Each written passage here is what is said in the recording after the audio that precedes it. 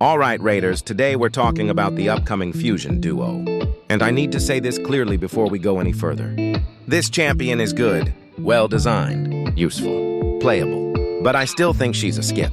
Not because she's weak, not because she's badly designed, but because of timing and what's coming next. Context setup. Why this video matters.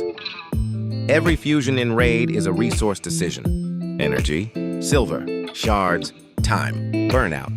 And the biggest mistake players make isn't skipping bad fusions. It's doing good fusions right before great ones. That's exactly where we are right now. Overview of the Fusion duo. Let's talk about what this fusion actually is. This is a duo-focused champion, meaning her kit is designed around consistency, synergy, and extended fights. She's not meant to end battles quickly. She's meant to control the pace of them. And that design choice matters for how we evaluate her. Skill philosophy, what Plarium was aiming for. When you look at her kit as a whole, one thing stands out immediately. There are no dead skills. Every ability contributes something meaningful. Momentum, stability, or team value. This is classic modern Plarium design. No throwaway basics, no press A1 and feel sad turns. That's why she feels good to play. Now that we've talked timing and value, let's get precise. Because once you actually read these kits, the gap between this fusion and past anniversary fusions becomes obvious. This isn't about vibes or hype. This is about mechanics. What a champion does every turn is what defines their long-term value, not how good they feel on release. Noldva the Gloaming is not weak. In fact, she's very well designed. Her kit is built around consistency, safety, and predictable value. She doesn't gamble. She doesn't spike. She plays clean Raid. And that already puts her above a lot of average legendaries. Her A1, Shade Strike, places Enfeeble for 2 turns, or Weaken on bosses.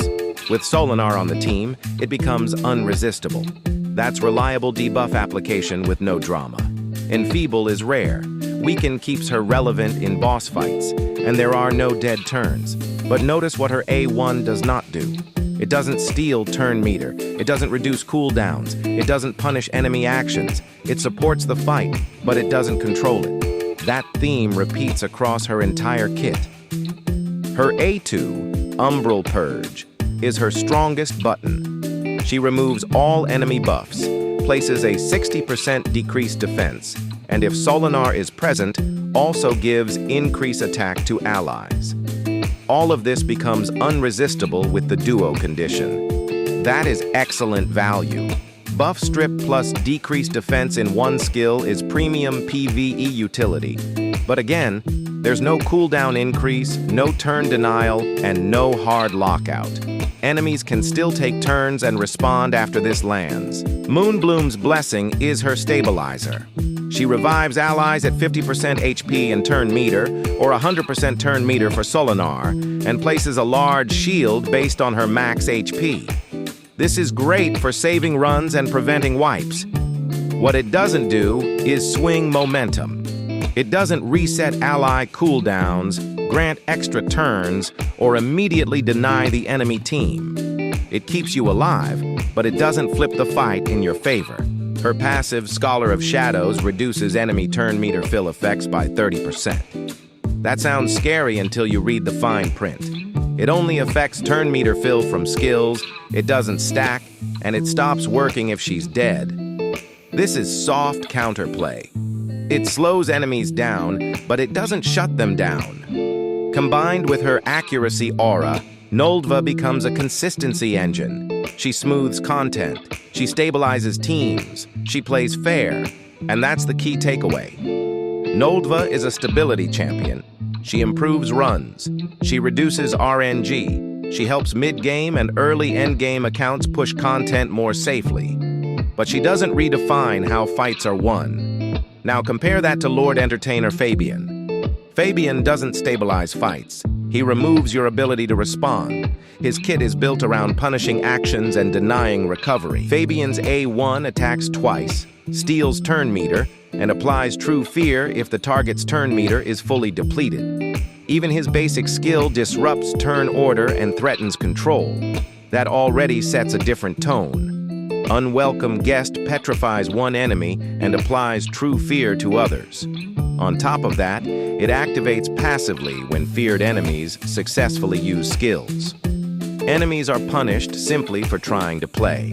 Spectral Flourish is where Fabian crosses the line. He attacks all enemies, reduces buff duration by 3 turns, increases all enemy cooldowns by 3 turns, and gains an extra turn if no buffs remain. This is not setup, this is fight deletion. Enemies lose buffs, lose skills, lose tempo, and Fabian immediately acts again. This is oppressive control, not support utility. Fabian's passive ensures that revived enemies are instantly hit with true fear. Resurrection is no longer safe. Combined with his speed aura, Fabian remains relevant long after release because his power is mechanical. Then there's Armand's the Magnificent. This kit does not play fair. His A1 increases enemy cooldowns and fills his own turn meter. A basic skill that denies abilities and accelerates turns is already dangerous. Greatest Hits steals all enemy turn meter and stuns them. Not partial, not reduced, all of it. That is hard turn denial. Entire teams simply stop playing. For my next trick places, Sheep removes all buffs and fills Armand's turn meter based on buffs removed. More buffs means more turns. This enables looping control. His passive ensures that when Sheep expires or is removed, enemy cooldowns are maxed and Armand's gains turn meter again. Once he starts, the fight never resets. This is the difference. Noldva supports fights. Fabian punishes actions.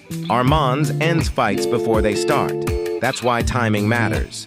This fusion is good, but March fusions are designed to dominate. Final comparison. Why this fusion is a skip. Noldva plays fair. Fabian and Armand's break systems. That's the difference. Noldva supports fights, saves runs, stabilizes teams. Fabian punishes actions, deletes recovery, wins by denial. Armand's steals turns, loops control, ends fights before they start. That's why March matters. My final verdict. This fusion is good, but good is not enough when history tells us. March fusions don't aim for good, they aim for dominant. Let me know in the comments, are you going for her anyway or saving everything for March? If this helped, like, subscribe, and I'll see you when anniversary season starts getting dangerous.